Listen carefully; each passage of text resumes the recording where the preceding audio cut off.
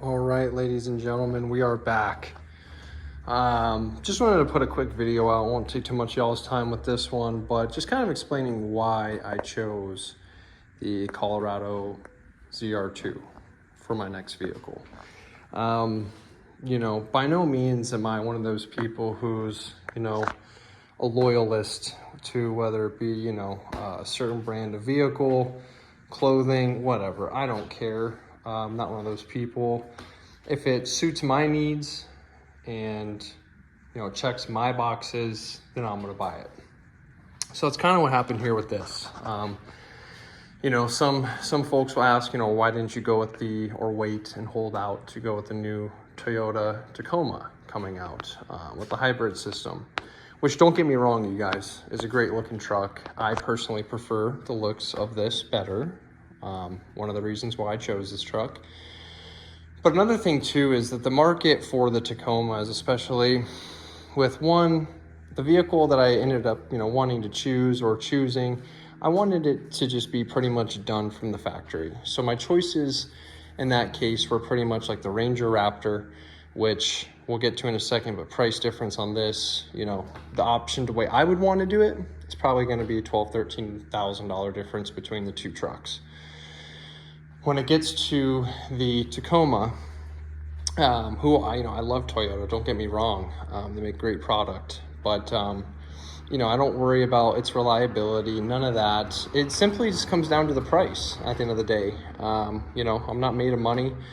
Most people are not. So, you want to get the most bang for your buck. So for me, that was the Colorado ZR2. The upcoming Tacoma, my projection is for the one that, compares to this, the TRD Pro. I mean, good luck getting one at all. And if you can, the dealership's going to just give it to you. I would project at least a $10,000 markup for the first few years on any of the TRD Pro. I know the 4Runner's not been released yet, but once that comes out, you're going to pay a premium if you can get your hands on one for one of those, and as well as the Tacomas. At least out here in Arizona, Toyota is one of the more popular brands, especially. It's like weird. It's almost like, quote unquote, a cult following in a way. I know, up in, Midwest, it's the big three, Chevy, Ford, Dodge. Most people aren't really into the Japanese trucks out there. So they're more focused on probably comparing the Raptor to the ZR2. Dodge doesn't really have any mid-size trucks that are competing in the category, so it'd be mainly those two. The Nissan Frontier, heard decent things about it. It just, for me, the brand of Nissan is so far behind as far as just advancements in the way the vehicles look. I mean, if you just take the GTR, for example, that thing's been out since 2009. The Chevrolet Corvette, for example, has gone through 2 full generations since, that GTR has come out, and it looks the same, in my opinion. Yeah, there's minute differences, but at the end of the day, it still looks the same. And that's how I kind of felt the Frontier. It's just kind of blah.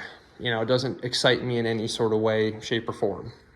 Whereas this looks aggressive. It has a different stance to it. The Frontier, I think, was it the Pro 4X?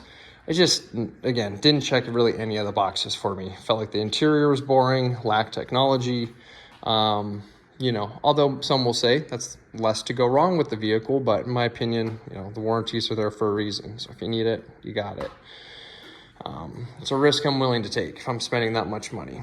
So, for me, this just really, it checks all the boxes. Again, the Tacoma, good luck finding one, especially a TRD Pro, because that's really the only one I would want. Good luck finding one the first few years at MSRP. At least where I'm at, probably not going to happen. The Ranger Raptor, that's, 10 grand more than this.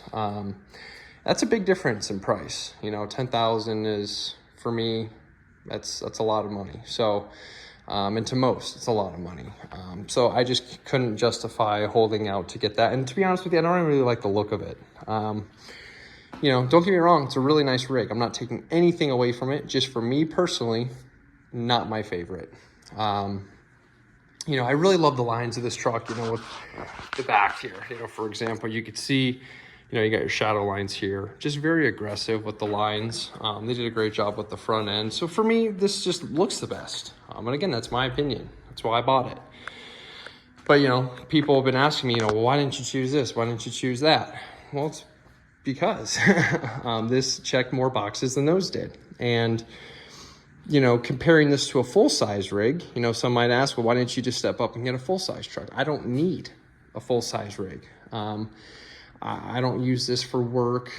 This is technically a leisure vehicle. So, you know, I'll use it for, like I said, taking my e-bikes, off-road, camping, outdoorsy stuff like that, going out in the desert and going shooting, you know, to all my 2A brothers.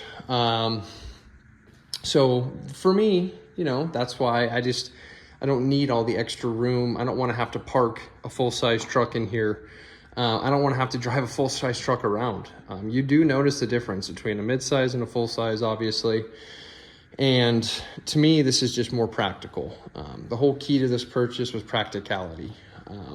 You know, and again, if you're going to off-road it too, you know, you have to factor a full-size truck's going to be wider. So your trail options, unless you don't care about pinstriping your truck, which I do, it's going to happen, whatever. But if I can mitigate that by not driving a super wide truck through a trail, I would rather do so. So here we are again.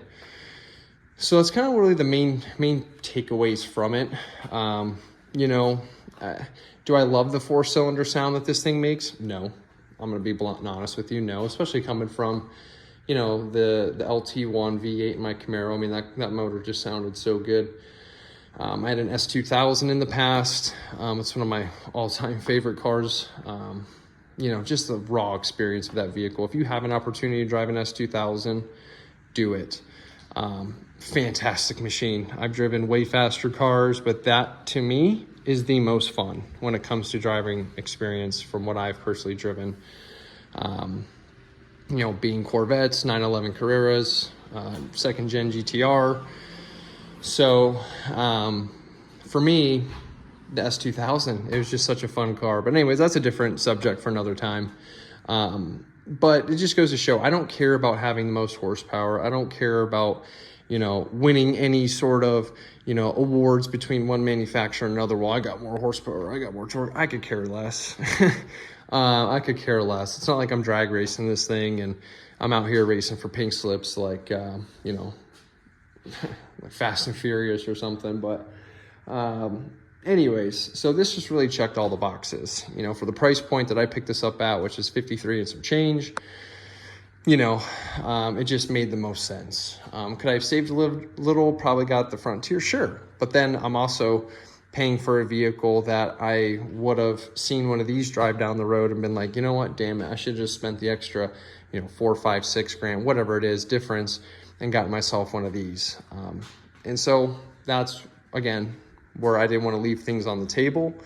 I didn't want to compromise anywhere. That's why this took so long for me to get and to find, because I was very particular about the options, the color, all that stuff. So that's kind of why, again, it led me to this. And again, I'm not taking anything away from the Ford Ranger Raptor. I think it's a sweet truck, awesome.